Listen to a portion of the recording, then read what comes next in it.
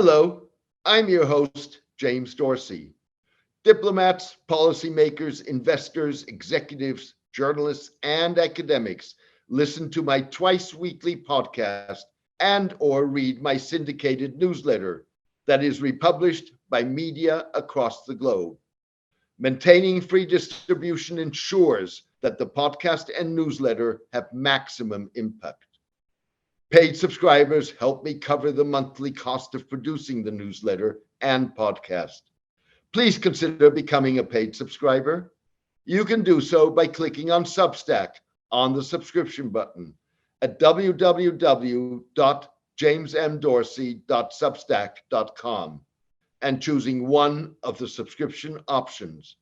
Or support me on Patreon at patreon.com/MideastSoccer. Please join me for my next podcast in the coming days. Thank you, take care, and best wishes. A recent survey of Iranian public opinion suggests that the lack of support for a regime in power is nowhere wider in the Middle East than in Iran, although crisis-wracked Lebanon, Syria, and Egypt may compete. Surveyed in late December by the Netherlands-based Gaman Institute, an overwhelming majority of the 158,000 respondents in Iran and 42,000 diaspora Iranians in 130 other countries rejected Iran's Islamic regime. The poll was published days before Iran commemorates the 44th anniversary of the 1979 Islamic Revolution. The poll's reach was achieved in part by Voice of America and London-based Saudi-backed Iran International TV, helping with the distribution of questionnaires. Iran International made no mention of its involvement in its reporting on the survey. Iran, which has accused Iran International of fomenting anti-government protests and cited it as evidence of Saudi Arabia's involvement, is likely to try and discredit the poll on those grounds. For its part, Iran International asserted that Iran had plotted to kill two of its journalists. As a result, Gaman's use of partisan distribution channels raises legitimate questions. That doesn't take away from the fact that respondents participated in the poll against the backdrop of anti-government protests that have continued for 4 months despite a harsh regime crackdown, including the sentencing to death and execution of demonstrators. Middle Eastern autocrats are less afraid that the Iranian protests will be contagious, similar to the 2011 popular Arab revolts that toppled the autocratic leaders of Tunisia, Egypt, Libya, and Yemen. There is a twist of irony in reduced Middle Eastern anxiety. 12 years ago, now embattled Iranian leaders claimed the Arab revolts had been inspired by their 1979 revolution that overthrew the Shah, a monarch and an icon of US power in the region. That is not to say that Arab autocrats have no concerns today. On the contrary, the 2010s were bookended by the 2011 revolts and mass protests in 2019 and 2020 that overthrew governments in Lebanon, Algeria, Iraq, and Sudan. Rulers in Egypt and Jordan, where rising commodity and energy prices, coupled in Egypt's case with economic mismanagement, fear, together with their Gulf backers, that a black swan could spark an eruption of frustration and anger that is boiling at the surface. Nevertheless, lack of concern about a domino effect bears witness to the yawning gap between Iran and much of the rest of the Middle East, as well as doubts the Iranian protests that, at least for now, are fizzling out because of the crackdown and economic pressures will lead to immediate regime change.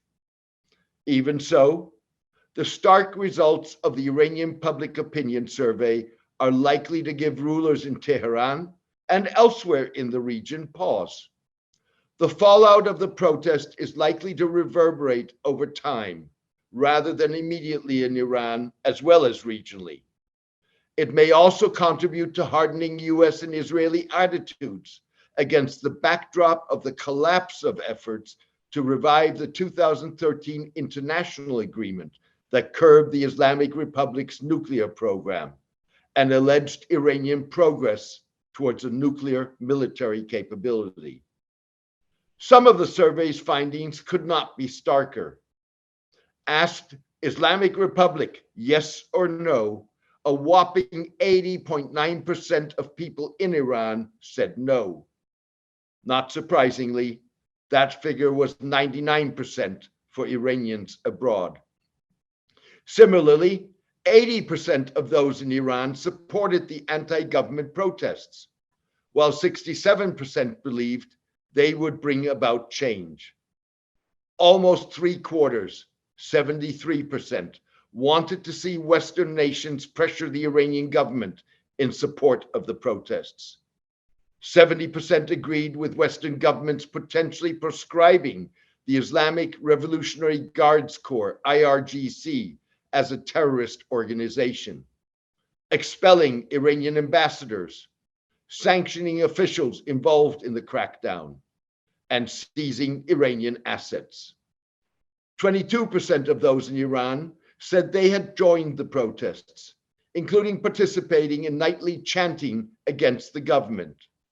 53% indicated they might. 35% had engaged in acts of civil disobedience, like removing headscarves or writing slogans. 44% participated in strikes, and 75% were in favor of consumer boycotts. Finally, 8% said they had committed acts of civil sabotage, while 41% suggested they might.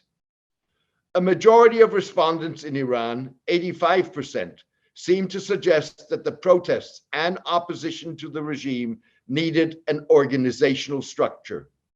They said they were for creating a solidarity council or a coalition of opposition forces. 42% agreed that the council should include those in Iran, as well as Iranians abroad.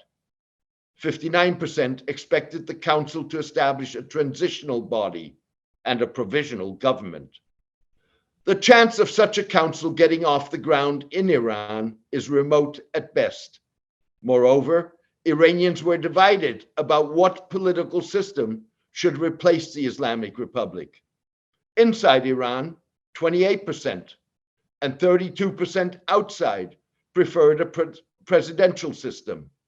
22% in Iran and 25% abroad favored a constitutional monarchy, presumably with the return of Reza Shah Pahlavi, the Virginia-based son of the toppled Shah, while 12% in Iran and 29% outside want a parliamentary system. Similarly, 60% of those in Iran believed regime change was a prerequisite for meaningful change, but only 16% were proponents of a structural transformation and transition away from the Islamic Republic. In the polling, Mr. Pahlavi emerged with a significant lead as the most popular potential candidate for membership in the council on a list of 34 names presented to respondents. Other candidates included footballers Ali Daei and Ali Karami, and activists like Hamid Esmailion and Shireen Ebadi. Nevertheless, the likelihood of a return to power of a Pahlavi may be even more remote than the most recent wave of anti-government protests toppling the Islamic regime. Even so, the thought that a popular revolt, the nightmare of Gulf autocrats, would topple the regime they view as the greatest external threat to their security and restore a monarchy seems ironic at the very least. Thank you for joining me today. I hope you enjoyed the podcast. Diplomats, policymakers, investors, executives, journalists, and academics listen to my twice weekly podcast and or read my syndicated newsletter. that is republished by media across the globe. Maintaining free distribution ensures that the podcast and newsletter have maximum impact. Paid subscribers help me cover the monthly cost of producing the newsletter and podcast. Please consider becoming a paid subscriber.